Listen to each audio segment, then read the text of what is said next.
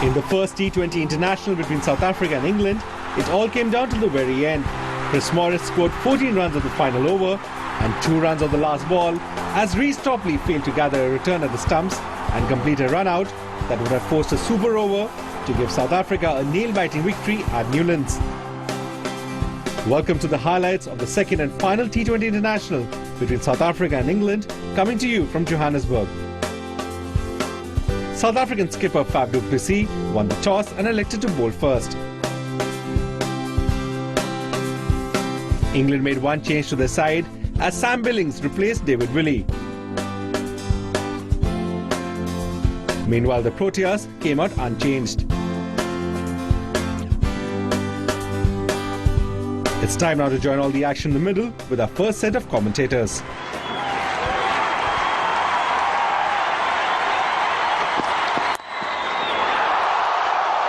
Goodness me, that was a catch. It went like an absolute rocket. Well, there's the answer. Are they going to curb that aggression? No. First ball, try and whack it for 4. And that's just the luck that perhaps Jason Roy needs. He was hit hard, but it was hit straight to him. And you'd expect him to take it.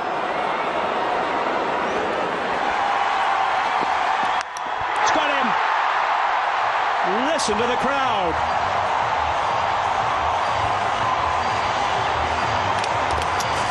Yeah, they're absolutely delighted. Jason Roy, otherwise, a very quick delivery, up around 147 Ks. He was trying to put it off his line and length. In the end, he's just too good, as he has been throughout this tour, Rabada. So Jason Roy's poor form continues. Probably there as well. Maybe just a little bit of seam movement back in. But the length he was looking for. But the form he's in, that is the result. Roy goes for 9 today, England 10 for 1.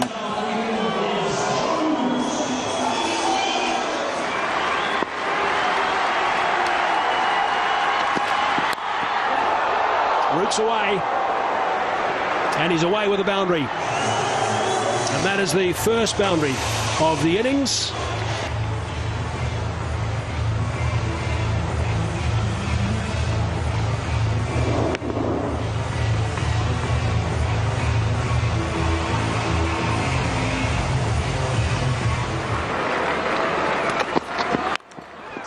Oh, that's beautifully hit. That's flat. That really is a wonderful shot. Right out of the screws. Well, he's been in wonderful form in the last couple of, well, the last few weeks of one-day cricket, let's put it that way. And he's just been in long enough to pick it up, and it will fly here.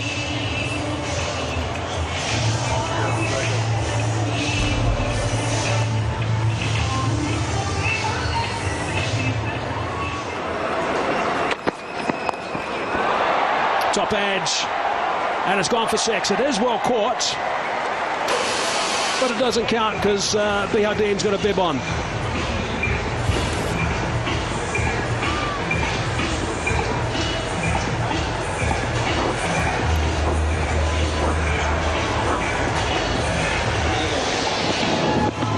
Again, it's not the biggest boundary, and Bihardeen gets right behind that one.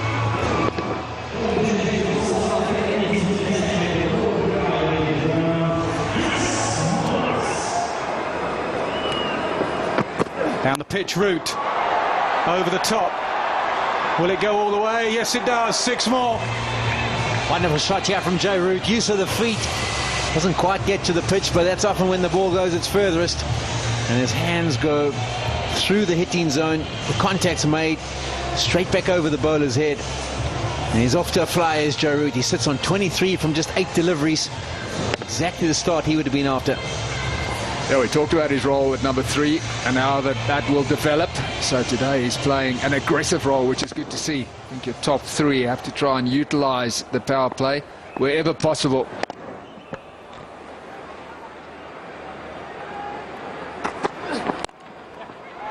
Picks it up leg side. 4 more. Joe Root.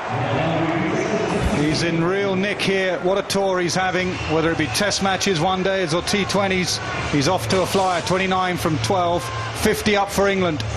This is always the challenge for the bowlers in T20 cricket. They want to try and keep the ball as straight as possible so that the batsman can't free up the offside. And unfortunately, we've seen too many cases today of the ball sliding down the leg side, and then it becomes an easy pickup for a batsman of Root's quality.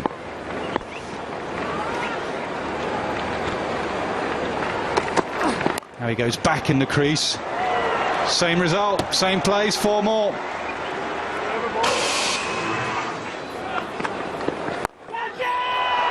Big shot. Mid-off should take a comfortable catch, does take a comfortable catch. Tahir's celebrating again. He's in his first over, he has his first wicket. Exactly what we talked about. The go-to man for Faf du Plessis. Not only does he keep the middle overs quiet, he gets crucial wickets, and he gets another one today.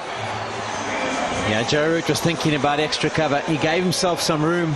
He got off to a fly. He had 34 of 17 deliveries. There we see it, room, and thinking that maybe with a little bit of turn he could hit it over that extra cover area. Well, he didn't get the contact he was after, and even at the half-out, it didn't fly far enough. David Miller, comfortable catch on the boundary. Imran Tahir strikes again. Root goes for 34. England 60 for 2.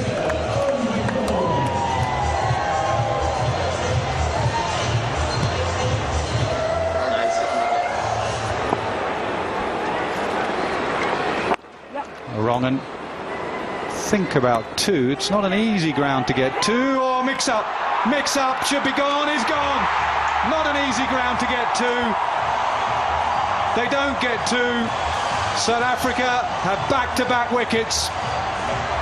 Panic, England. What a pity. Never a 2 there. Alex Hale's a form batsman. He's the one who has to go. Yeah, he vented his frustration after those bails were knocked off by Imran Tahir. He felt like he had got himself in. And here's the confusion. They work at that stage. They're thinking just the 1, maybe 2. Morgan was the one who wanted the second. And Hales has to turn around. And then there's the frustration. So South Africa, they've done the double trick on England. England now 61 for 3.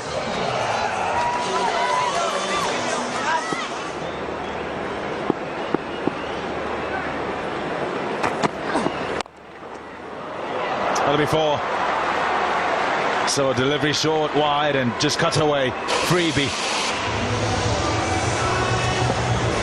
And they may just target Visa.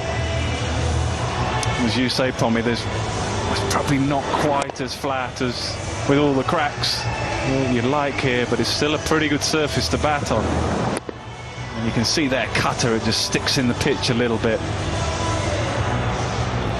Good to see Buttler out there. It's a change from the last game. Stokes was ahead of Buttler. I think that might have been because Tahir, and they want left hand, right hand. Smashed. What a big hit that is. That's top tier. Absolutely 6 runs. Massive. Wow. Yeah, even he says, crikey, didn't know if I could hit it that far. They're definitely targeting Visa. And that has gone a long, long way. If you like, that's the advantage of having lost a few early wickets, that Buttler has a chance to turn this game.